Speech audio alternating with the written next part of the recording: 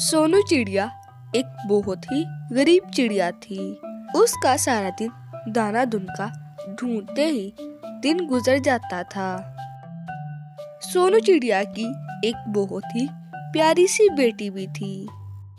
सोनू चिड़िया के घर का निजाम अच्छे से चल सके इसलिए उसने अपनी बेटी को तोता राम के पास काम पर रखवाया हुआ था।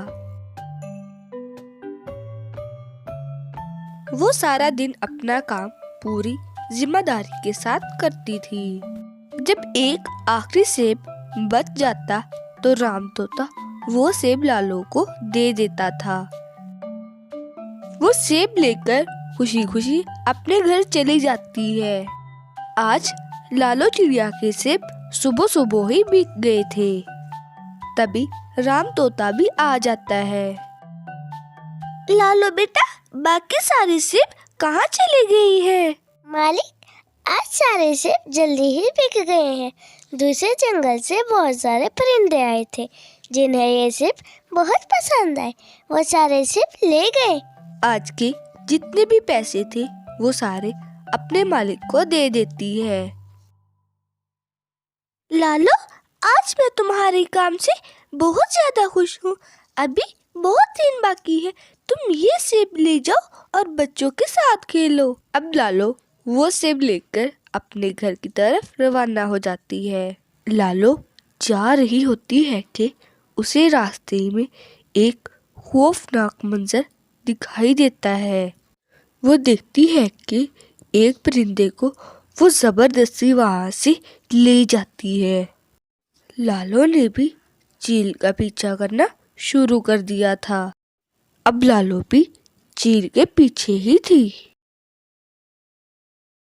अब चील की रफ्तार तेज हो गई थी।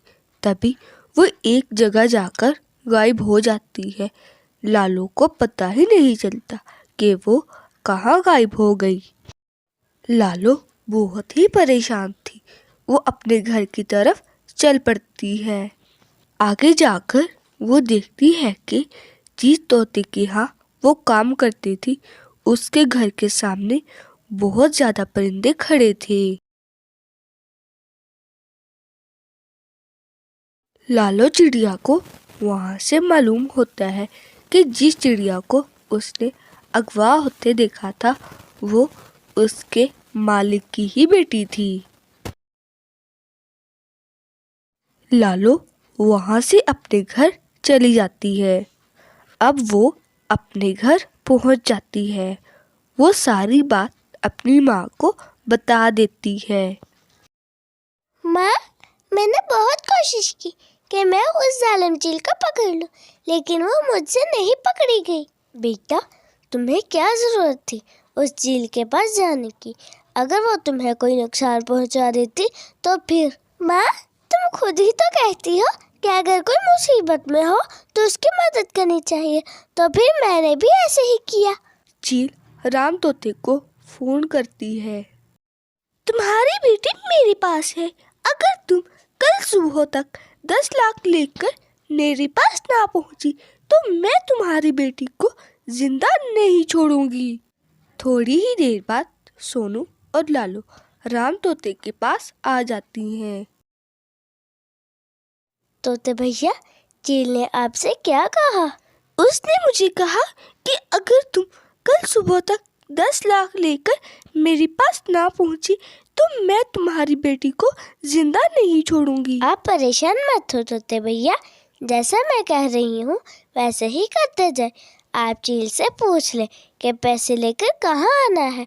आप सब परिंदों को इकट्ठा कर लें। बाकी का प्लान मैं उधर जाकर बताऊंगी। परिंदों, मैं इस वक्त सख्त परेशानी में हूँ। क्या तुम सब मेरी मदद करोगे? सब परिंदों ने हाँ में सर हिला दिया। वो पैसों का बैग लेकर चील के सामने आ गया था। वो पैसों को देखकर बहुत ही खुश थी। वो पैसों का बैग चील के हवाले कर देता है। जब चील पैसों का बैग पकड़ती है तो उसे पता ही नहीं चलता कि किस वक्त सब परिंदे उसे घेर लेती हैं। वो बहुत ज़्यादा परेशान हो जाती है। सब परिंदे चील की पिटाई करते हैं और उसे अच्छा मजा चखाते हैं। सब परिंदे सांवली चिड़िया को आजाद करवा लेते हैं। अब वो बहुत ही ज्यादा खुश थी। प्यारे बच्चों, हमें इस कहानी से ये सबक मिलता है कि अगर हम मिलजुल कर रहें तो बड़ी से बड़ी परेशानी भी बहुत जल्द खत्म हो जाती है।